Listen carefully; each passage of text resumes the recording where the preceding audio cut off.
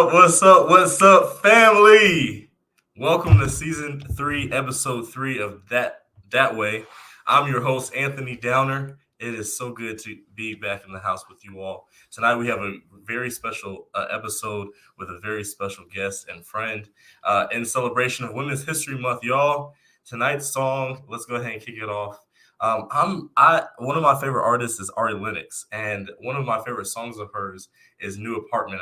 Now I've had my apartment for about 5 years, but when I first moved in, I guess the song was, whenever it came out, I was playing that. I just got my new apartment. I'ma leave the floor wet. That's okay. I can't sing. That's okay. But shout out to Ari Lennox in honor of Black music, Black musicians, Black artists, all for Women's History Month and Black women. And then, of course, I want to shout out. It's here, y'all. I was just telling y'all about this, right? Last month, it's here. Power of Our Stories Won't Stop. This is an anthology about history. I was an educational partner. I don't know if you can see my name is backwards. And I got to write one of the chapters in chapter 5. Please go and support this. All proceeds go to the Equal Justice Initiative, which you, of course, know is helping us during the fight to teach the truth, to honor our ancestors, and to fight for reparations. And so please go out and support this. Buy it at a local bookstore, Amazon, Barnes & Noble. We are out there. And for Women's History Month, I want to read from a chapter. I want to read a little about what I presented. So in the chapter, I talk about what I did not learn, what I wish I had learned as a Black student in school, in public school, and then the stories and the skills and the themes and the values I made sure to incorporate in my classroom of Black students, most recently, of course, in Atlanta public schools. And one of the stories I get to tell in this book is that of Queen Nanny. And so I'm going to read from page 111, give you a little sneak peek of this here anthology about some of the stories that I share here in the classroom. Queen Nanny was born in the late 17th century in Ghana and kidnapped into slavery as a child. She was taken to Jamaica, then a British colony. Eventually, she joined her brothers and others and escaped the plantations, fleeing to the mountains and jungles of Jamaica. They became the Windward Maroons. So if you know anything about the Maroons, the escaped enslaved Africans, one of several groups of Jamaican escapees. In 1720, the British attacked the Maroons, but were met with strategic resistance. Queen Nanny led scores of successful battles and freed around 800 enslaved Africans. In 1733, however, Queen Nanny was killed in battle and her town destroyed. Still, the war ended in 1739, and the British recognized the freedom of the Maroons in 1740. In 1775, Jamaica recognized Queen Nanny as a national heroine and endowed her with the title Right Excellent. Her face adorns the $500 bill. We honor you, Queen Nanny, and so many of the other folks and stories of resistance of powerful, powerful women, especially Black women throughout history. I also tell about the story of Anna Kiona. I talk about Sarah Bartman and so many other unsung heroes from our history, from Black people's history. And tonight we also get an opportunity to celebrate Black women scholars. I'm so excited to share with you one of the scholars that I get to work with. I also just recently came back from Chicago. I got to kick off St. Patrick's Day up there with some friends for a conference. We were at the College Board at Dream Deferred Conference, and I got a chance to visit the Chicago campus where I graduated from 6 years ago. And one of the scholars that comes to mind that I write in my book is Dr. Kathy Coleman. And I took her class, Introduction to African American Studies, just a few years ago, just a little bit ago.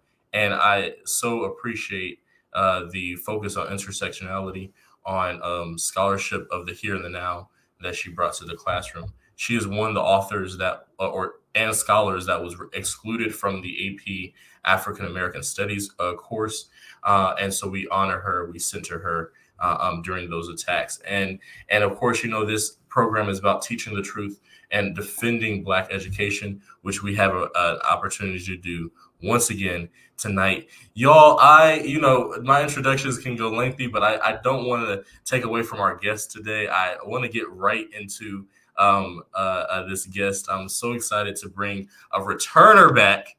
This is someone that you all know from last season, and we are both in a very different place in our lives, in our work, in our scholarship, in our advocacy.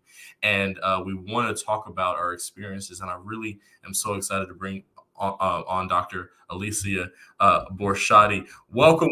Come on in. What's up? What's happening? Hey, everybody. How are you? Thank you so much for the invite to return and just have a fun and real conversation. Okay? I'm very excited to be here. Thank you so much for joining us again.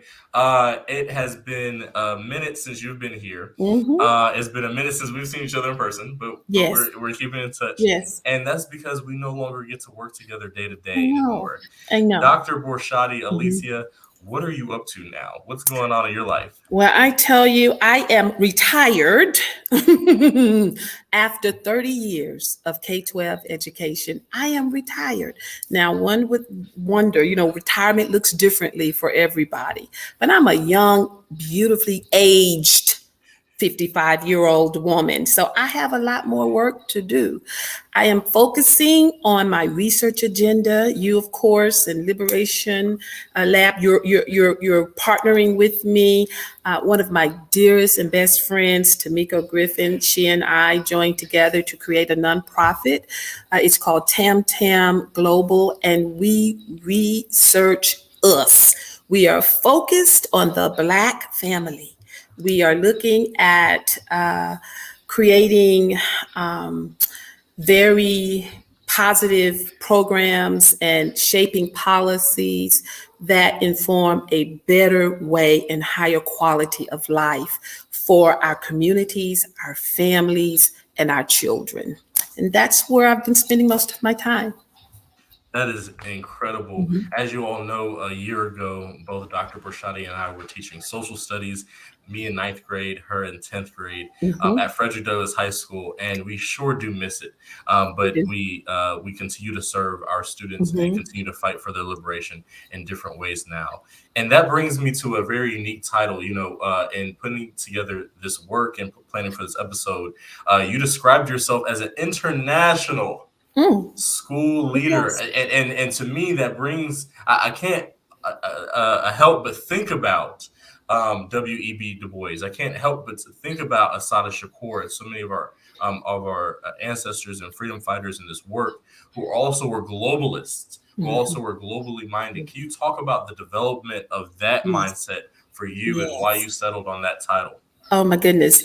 I have done many things. I've held many titles and served in many roles and organizations and capacities. But when I step back and look at the totality of my 3 decades of work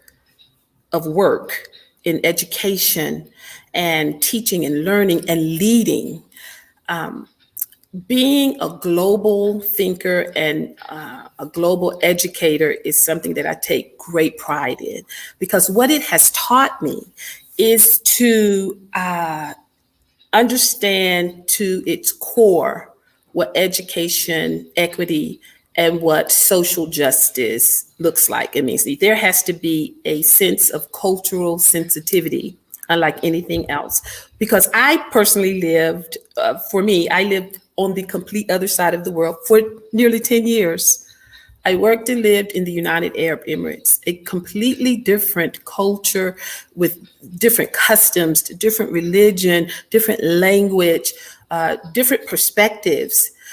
But what I realized being in that world and then flying back here to America, being back here in our world that I grew up in, there was one constant. One constant. There were many differences, but there was one constant. And the fact that we are all human beings and that we are, there is a demand on us from our ancestors and from the spiritual beings, whomever you serve, to be loving, kind humans. And so when we look at that, there's really, we're all part of the human race. And so having a connection to international and global experiences has to always define who I am, because it's really helped me grow and develop into a better person. I really would love to see every child at some point in their K-12 career travel abroad. Black, white, purple, yellow. Every child should travel abroad, because the world is so much bigger than your mental space in this place where you are currently learning and where you're currently working. There's a whole world out there of different kinds of people, delicious food and fabulous experiences to be had. And I think if we can see life and experience it from a different space, then we would be more in tune to be a better human being and a better person. So it has really, I think that part of who I am has just been wonderful. It's built self-confidence. I say whatever I need to say. I have tremendous confidence in who I am as a person, and how I should carry myself in this world. And so that's what this international part of my title means for me. Thank you. I appreciate that. And you know, a lot of our conversations, as well as recent events in places like Burkina Faso and Ethiopia, remind us that our fight and liberation as Black Americans, it can't be separated and is deeply intertwined with the fabric of internationalism and globalism. Yes. That this is a global fight and struggle against white supremacy. And so we continue to remember that. We continue to fight this kind of American or Eurocentric perspective of our fight, of our struggle. And so what was it like? Can you kind of give us a sense of what was it like to be a Black woman in a place like the UAE, and what the experiences of you and other Black people there were? Well, there is one story I can tell that it will always come to the forefront of my mind when I remember my experience as a Black African American woman in the UAE. I was talking to my partner earlier this morning, and we were really just reflecting on the fact that the women's suffrage movement was like literally literally yesterday in America. When you think of our entire history over a span of 24 years, 24 hours, the last hour of that was the women's suffrage movement, right? And when you think of the UAE, for example, who just became a nation a little more than 50 years ago, and I see how women are operating and living and loving and working there, and African American women, how they are living and working and loving here, there is a clear, distinct difference. And one might think that, oh, you know, if you haven't read, if you haven't traveled, if you haven't investigated or researched, you might be inclined to believe what the media, the mass media, will tell you about other countries, in order to uplift America, and America's the best country, and America.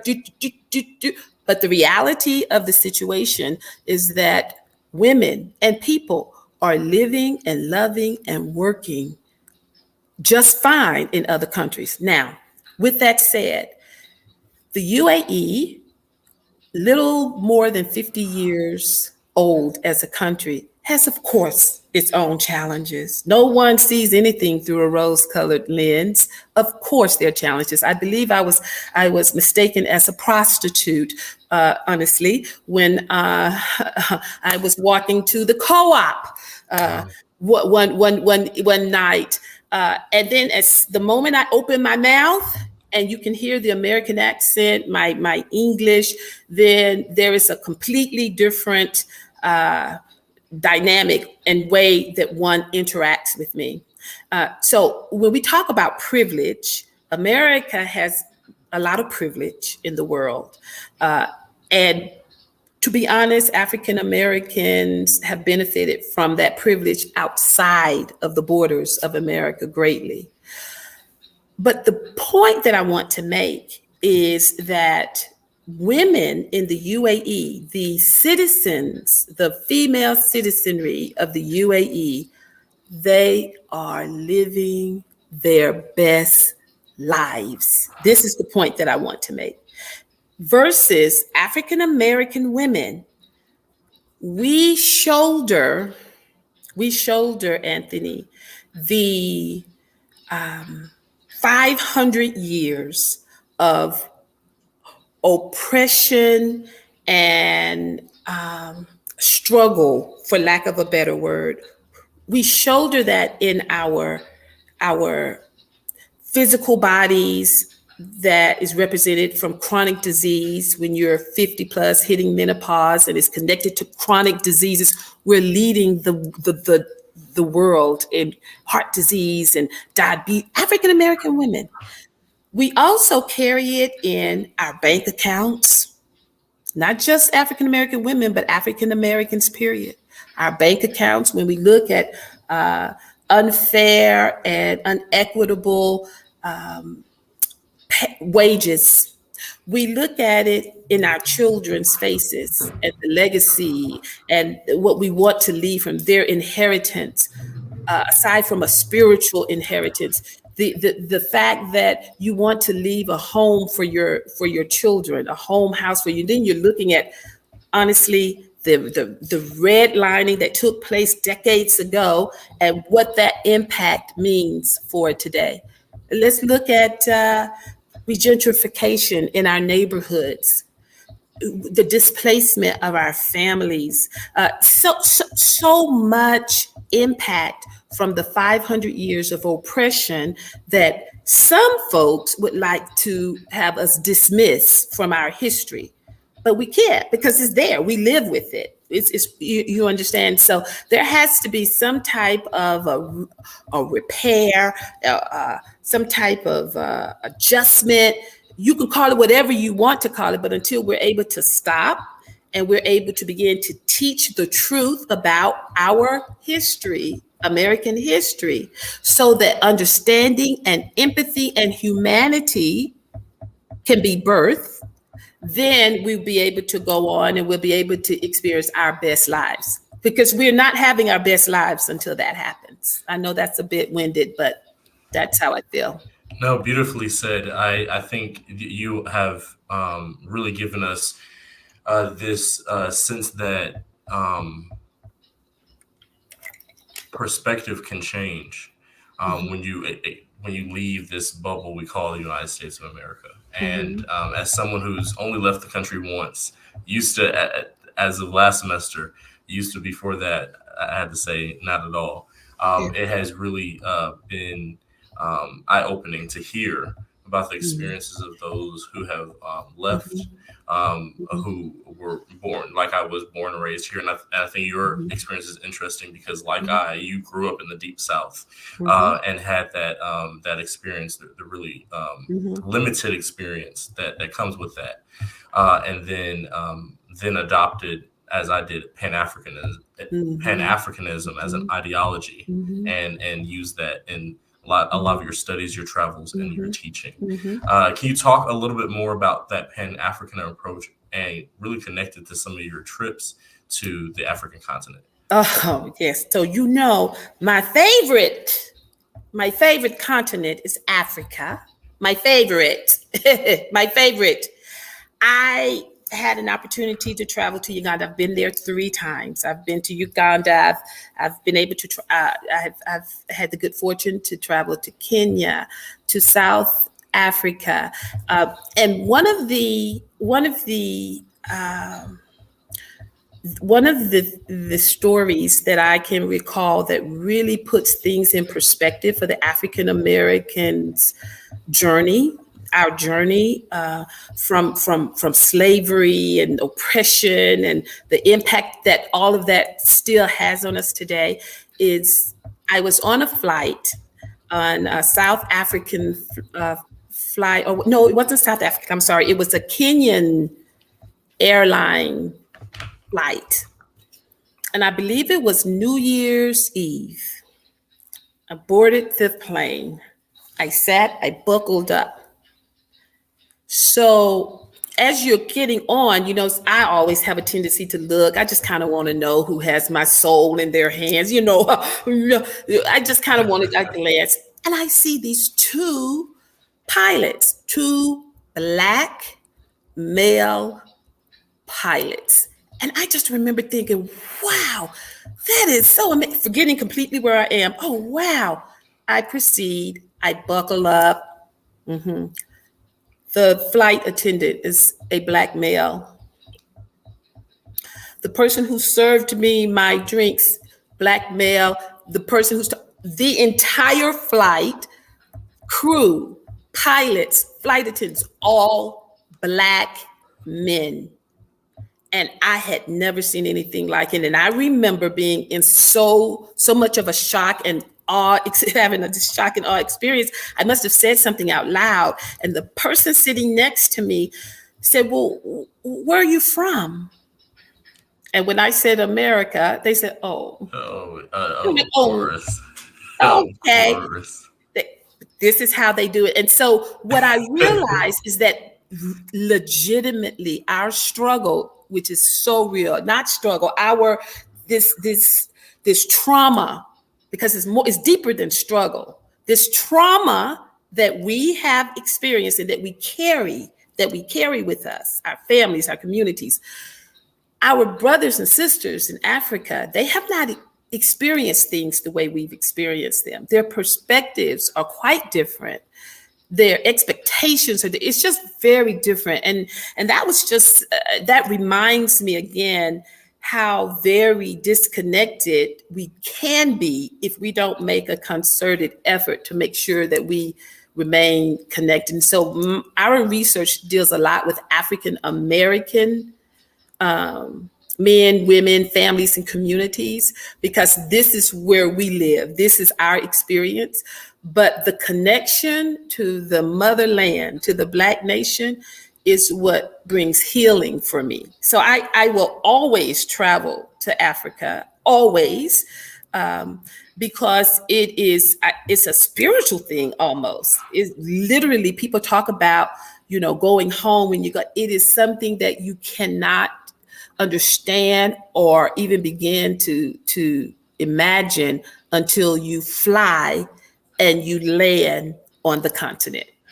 So I would encourage all of us to plan a trip in the course of your life back to Africa. One day, Hmm. one day. Hmm. Ashe, Ashe, Ashe, Yes, yo. yes. Please, please, let's get there, please. But this brings us, of course, to the research agenda. Hmm. In the vein of abolitionists, in the vein of our ancestors, Hmm. scholarship and research is, of course, has a cultural aspect. We're adding to this rich tradition of Black scholarship, and then we're Hmm. also using it, of course, to challenge the status quo, to challenge the system, continue the struggle against Hmm. white supremacy. And I want to honor, of course, the scholars, the aforementioned scholars. There's also Dr. Goldie Muhammad. I'm wearing my hoodie from her store. Hmm. Dr. Goldie Muhammad, who was once at Georgia State, no longer with us. But this says, create space for genius, and genius will emerge. That Hmm. comes from, and in connection with her first book, Cultivating Genius. She Hmm. just released her second book last month, Unearthing Joy. And so we're very proud and very happy Hmm. to center our work on the Yes. shoulders of these outstanding scholars. Many Hmm. of them are Black women who have taught us the Black feminist lens. We're thinking of folks, of course, like Kathy Cohen, like Bell Hooks. We're thinking, of course, like folks like Audre Lorde and Toni Morrison. These are the artists. These are the literary giants. These are the scholars that have come before us, whose Hmm. work we continue. And so, Alicia, talk to us a little bit about this research agenda that you have developed, that we're working on, and that you have gathered so many brilliant minds from your journey throughout your life in the Hmm. world. You have gathered them together to support. What is it? Hmm. So the research agenda it looks at three different entities. We're looking at globalization, how the world is just as small as it is large. I talked about that one thread being humanity. Of course, there are other variables. There are other similarities, but it all boils down to us being human. I think just that human peace and having humanity is what bonds us. Now, the globalization is also going to look a little bit at technology and how technology has influenced the work life balance for us. Uh, all the research looks from a lens of Black and Brown folks. Uh, uh, love everyone. But as you referenced earlier, research with Black and Brown folks is very minimal, very little. And if we do not begin to investigate our own stories, share our own stories, collect data from our own experiences in our own communities, and then have that be part of this greater, large body of research, then who's going to do it? We have to do it. That's right. Um, so that globalization piece is very important. And then the women's studies, the women's studies piece. So we're looking at Black women and we're looking at their mental health and wellness, their social, their financial, their sexual health and well-being, their spiritual health and well-being. So it's an overall piece that dissects who we are, and we're looking at um, what our challenges are in these areas and what the solutions can be. Now, the interesting thing when as we're doing this literature review, and there are a few pieces that are extremely valuable. I just want to just talk just briefly about one before I talk about the schooling post COVID, which is the third tenet of the research agenda. But I am in menopause. I said it, menopause. My mother, my grandmother, my grandmother's mother, you know, women just put their head down and just judged. They did what they had to do. Well, we're a different generation of women. We are, just like our parents were different and our grandparents were different for the age. So now, in this day and time, in 2023, with all of this artificial intelligence, all of this medical technology, all of the opportunities to be able to be seen and heard, we're wanting to understand the story of menopause and its effect on Black women and chronic disease. Now, you may not think that there is a connection, but there actually is. There actually is. For example, you have Black women who are 50 plus going through menopause, and if they divorce their husbands, divorce is there is what? What's the percentage of divorce in America here? A large percent. Yeah. I don't think it's 50% figure is No. not Yeah, accurate yeah, yeah, anymore. yeah, yeah. Okay. But about 90% of women who divorce their husbands, who initiate the divorce, happens during menopause. They're menopausal. Now, so you sit back and you wonder, well, that's an interesting piece. And we're talking about Black women. That's an interesting piece. So now, why is that? Because you always want to ask why. The reality of it is Black women shoulder, as we talked earlier, an unusual burden, and that burden comes from a lack of understanding and empathy from these oppressive systems that exist.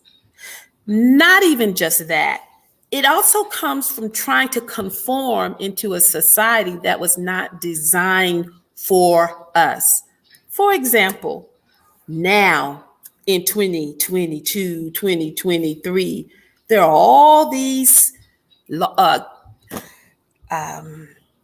cases now where Black women, you can be part of class action lawsuits for the relaxer that you used in your hair. The reason you used relaxer in your hair was so that you can conform, because wearing a bald was not optional really for the masses 30, 40 years ago. You had to conform. You had to wear your hair a certain way. You had to look a certain way and dress a certain. So now we're feeling the repercussions of those things. That's just one small example. One small example. We could talk about the nutrition. We can talk about soul food I love, but it's really sad. It's slave food. I love soul food, but I have had to unlearn liking food that creates hypertension and high cholesterol that will give me heart disease and stroke. I love it. I love it, but I have had to stop. Olivia Pope, I love you, girl. I love Olivia Pope. Olivia Pope comes, she sits, she's handling the world. She pours her nice, lovely glass of red wine and eats her popcorn, and it's a cultural icon. Oh, I want to do it. I went and got Olivia Pope glasses. The reality of it is alcohol is a substance that is going to kill us. It's going to kill us, period. Now you have all this data that's coming out nowadays that says even one drink doesn't have any benefit, as we were told one red. So what I'm saying to you is this is the case for everybody. But when you have these things on top of the already stressed mind, body, and soul of a Black woman, right? That is why we're leading in heart disease. We're leading in stroke. And it is a very personal thing for me, because the other thing that happened over the course of this year is that my mom had a massive stroke. It was massive. And my mom had this amazing zest for life. My mom's the smartest woman I know. My mom, a practicing nurse for 50 years, assistant professor there at the University of South Alabama for decades. My mother worked very hard, a servant to her community, volunteer of the year for the Atlanta Heart Association, I believe, in Alabama. My mother had this massive stroke. And so now I just want to know why. So I'm looking at my mother's medical profile. And I think one of the things that's important for Black women, and it's important for everybody, but again, this particular research is targeted on African American women studies. We have to take ownership and responsibility. We have to take accountability and responsibility for our life and the quality of that life. And then fast forward, circling back, the last tenet is schooling post-COVID. And I want to talk about little Sarah, whose parents don't understand why we must discuss slavery. And why must we discuss racism? And why they don't understand why little Sarah has to hear these things, because little Sarah will feel uncomfortable. And little Sarah didn't do it. Her parents didn't do it. These were her ancestors. So why? Yeah. Well, the reality of this is, if we don't teach little Sarah what happened with American history and Black history and Black folk in America for hundreds of years, little Sarah is going to grow up, and her understanding and perspective of an entire race of people is going to be entitlement or whatever it is, and they don't understand. Well, when in actuality, attitudes and actions and policies and processes and systems have been designed intentionally to break us. And so that is why little Sarah must have some clear understanding and a strong curriculum that deals with the actual truth of African Americans in America. Because little Sarah is going to grow up to be a teacher, a pastor. She's going to grow up to be your congresswoman, your doctor. So if little Sarah does not understand what happened in the past, she's not going to be able to be part of the solution. She might develop some complacency, or she might just say, well, no, that didn't happen, because it is intentionally being written out of books and curriculum. And we are intentionally, as educators, being told, don't teach this, don't do this. They're banning books. So people, we have to be diligent and focused, because little Sarah has to learn. Don't you think? So that's what that's my piece, and that's what we're focusing on the research agenda. Yes, this research agenda, as you can see, is incredibly thorough and robust, and really fills in the gaps. When we talk about in education, especially, just the research and the scholarship that is normalized. When we talk about Piaget and Maslow and all these folks that we have to study, Dewey, that we have to study, many of them did not study Black people. You have all these studies and these theories and ways in which we inform policy and teaching and learning and how classrooms are set up. And you didn't even study how Black people learn. You didn't even study how Black people teach. And so that is a great segue, your piece around being diligent, and where we go next into our call to action. Can we talk about our article as part of this call to action? We are calling to action school leaders, school districts, places and institutions of education, educators themselves, to really use certain pieces that are data-driven, that have been effective and proven strategies for serving Black students. We are setting forth our North Star by calling to action our communities and our institutions on these key priorities. What are they, Alicia? So we're looking at just kind of these ways that we can center and sustain joy for Black children. This is what we have been working on. So there are many things. We're looking at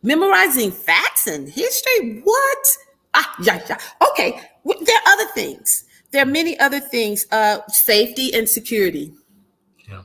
So you have now in America school shootings. It's a big thing. Nobody wants to talk about it until a school shooting happens. And then when it happens, everybody wants to pray. Everybody's sad. We have to do something. But the reality of it is, newsflash, nothing is going to be done.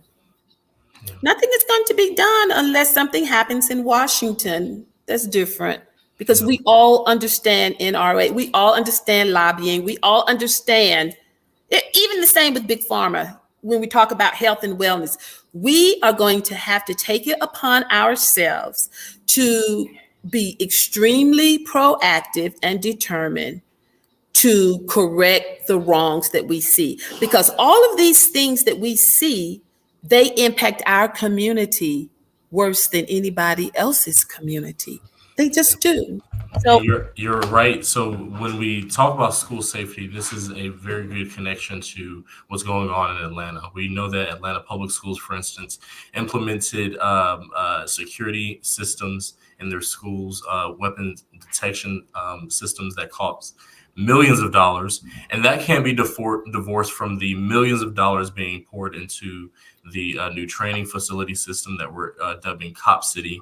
That can't be divorced. These things can't be divorced from, for instance, this Safe Schools Act that just passed the Senate and is going to be signed by the governor, which pours more money into safety grants for schools, at the same time as pushing law enforcement training on teachers to racially profile students for gang activity, while also mandating more shooter intruder drills. We know these things are traumatic for our students, and we know that it criminalizes our students and further pushes so many of our Black and brown students towards the school to prison pipeline, the school to prison pipeline, which is an intentional system that is built from school to community to the prison house. Alicia, final words, wrap us up. How do we do better by Black students? We're supposed to be here for Black students. we Center have us. to be. We must be here for Black students, and in order to be here for Black students, you have to also look at that Black family and Black community. I want to I want you to understand that collateral damage of capitalism is the root of what we're seeing. This Preach. is it. Come on. And it has impacted us square in the face. So what we have to do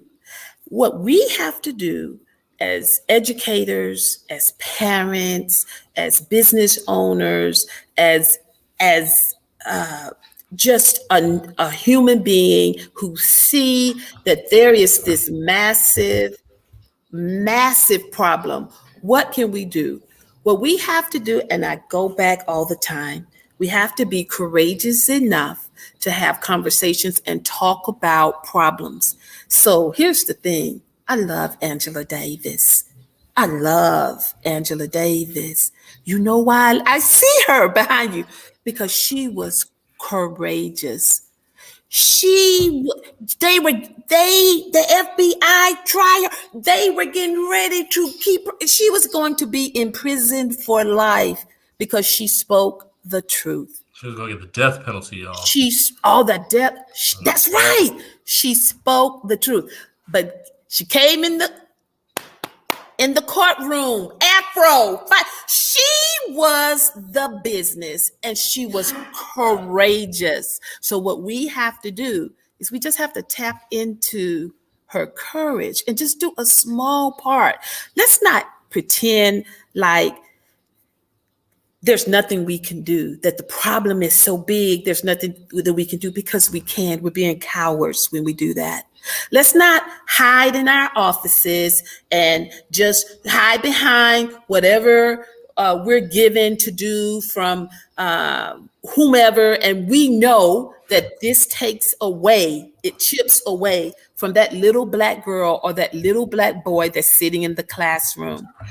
That's right. You have to be an advocate.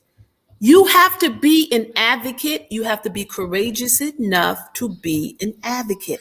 And if you can't be a big courageous person on a Monday, be a little courageous person, but keep moving forward. And on Tuesday, you'll grow. But do you understand? But you got to do it because the ancestors are watching you. They're like, what are you doing? You're sitting in your offices, principals. We're sitting in our offices. We're looking at, but